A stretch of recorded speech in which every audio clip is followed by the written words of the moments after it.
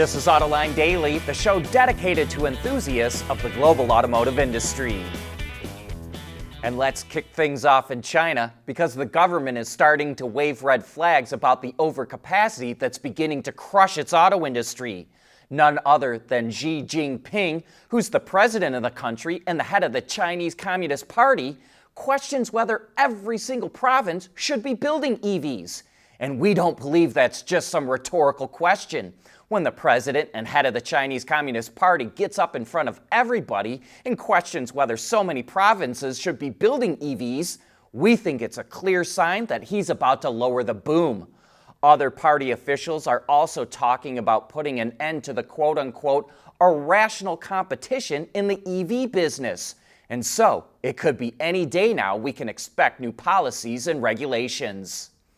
Now let's jump over to the U.S., where there's a war brewing between automakers and their dealers. The Alliance for Automotive Innovation, which represents automakers, is asking the Justice Department to look into whether franchise dealer laws limit competition. However, the National Auto Dealers Association says this is, quote, a direct attack on franchise laws. Scout Motors, which wants to use a direct sales model that bypasses car dealers, is also asking the DOJ to eliminate state franchise laws. Under the Trump administration, the DOJ set up an anti-competitive regulations task force, which has the goal of eliminating regulatory burdens. And that's exactly who Scout sent the letter to. Now let's bounce across the Atlantic to Europe, where Volvo CEO Håkan Samuelsson is begging EU lawmakers to completely get rid of tariffs on U.S. car imports. He wants the EU to make a deal, sort of a we'll get rid of our tariffs if you get rid of yours. Europe has a 10% tariff on imported vehicles, while the U.S. now has a 27.5% tariff on European car imports. Volvo posted an operating loss of more than $1 billion in the second quarter, largely because of the U.S. tariffs, but also because of model delays. As we reported yesterday, Volvo is moving production of the XC60 from Sweden to the U.S. in order to avoid those tariffs. BMW is trying to create a more circular economy around 3D printing.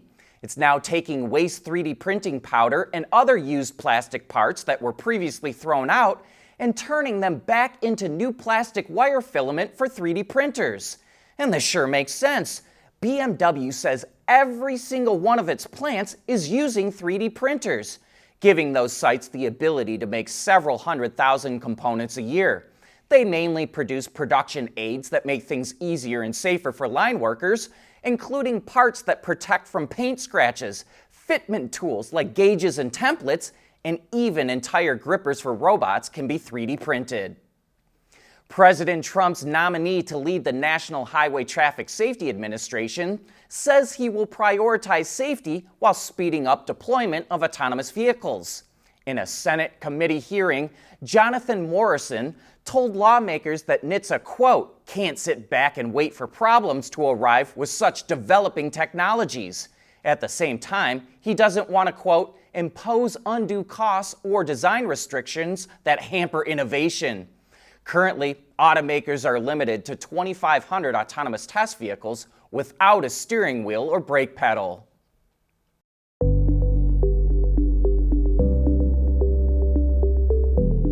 Developing today's vehicles, issues can happen in an instant. What good is knowing your problems without the data to solve them? Meet Wireless Neovi Cloud, your secure off-the-shelf solution, empowering real-time collaboration for quick resolution. With Wireless Neovi Cloud, your team can prevent issues before they can escalate. Driver communication data and remote diagnostics to analyze and resolve your problems using OTA, allowing your executives oversight throughout the process. Wireless Neovi Cloud, your vehicle update solution in production and on the road. Intrepid Control Systems, driven by your data.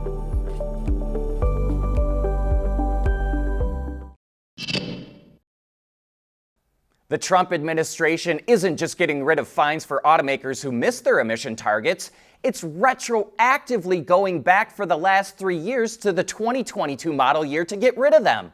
So we think this means companies like Stellantis, which paid $190 million last year for missing targets, will get reimbursed. Automakers have had to pay fines for not meeting fuel economy rules since 1975, but now they don't face any penalties going forward. Extended range EVs, or EREVs, are spreading all over the world, and over in China, they're the hottest segment in the market. 2 new entries really caught our eye because they come from American automakers. Buick is unleashing its Electra L7 sedan with a 1.5-liter gasoline engine serving as a range extender. That's paired with front and rear electric motors, which collectively produce an impressive 502 horsepower. The 4-door sedan uses an LFP battery pack, but for now, we don't know its size or how much driving range it delivers. Buick says the base price will be $34,800, which we think is a screaming deal for a car with over 500 horses. Ford is also jumping into the EREV segment in China with a new trim level of the Bronco Sport. It uses a 1.5-liter gasoline engine that recharges a 44 kilowatt-hour battery pack. On battery power alone, it's rated at 220 kilometers of range on the Chinese test cycle. That would be about 90 miles on the EPA test. But the range extender takes that up to 1,220 kilometers of range, or 493 miles on the EPA test. No word yet on what the price will be, but you can see why so many car companies are excited about EREVs. You get the full electric driving experience. Smooth, quiet, and powerful, but with no range anxiety, no charging time anxiety, and no worries about losing range in cold weather. That's why we think that EREV technology is going to quickly spread around the world. And by the way, there's a BEV version of that Bronco Sport for China as well. It's an all-wheel drive model with electric motors front and rear that produce a combined 311 horsepower. It uses one of BYD's 105 kilowatt-hour LFP battery packs and delivers 650 kilometers of range on the CLTC test cycle. We estimate that would adjust to about 262 miles on the EPA test. NIO is cracking down on owners that abuse its policy on free battery swaps. In 2019, it started offering free unlimited battery swaps for life. As the charging infrastructure grew in China, NIO began to roll back and now caps free swaps at 4 per month and free power discharge to 15 kilowatt hours per month. But its early adopters got to keep their unlimited swapping perks. However, as we reported a month ago, NIO was not happy to learn that some of those owners were abusing the system, from minor infractions like using their vehicle as a taxi or charging up other EVs, to more serious offenses like powering entire businesses as a way to skirt electricity bills. So, NIO has revoked the unlimited free swaps from owners that it deemed were misusing the perks. Hyundai is helping to plant more trees in Korea, and it's doing it in an interesting way. It customized an Ioniq 5 and 9 so they can launch drones that are capable of dropping clay balls filled with tree seeds into remote areas. The Ioniq 5 has a landing pad and can charge the drones, while the Ioniq 9 will do the same and has a dual monitor setup for flying the drones and even has custom seats that swivel all the way around. Hyundai says its reforestation efforts will start out in a region that was hit by widespread wildfires in 2022. While that's a wrap for this show, don't forget to tune in to Autoline After Hours at 3 p.m. Eastern Time today.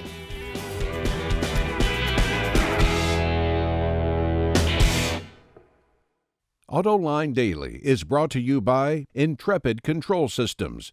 Over-the-air engineering boost your game. And by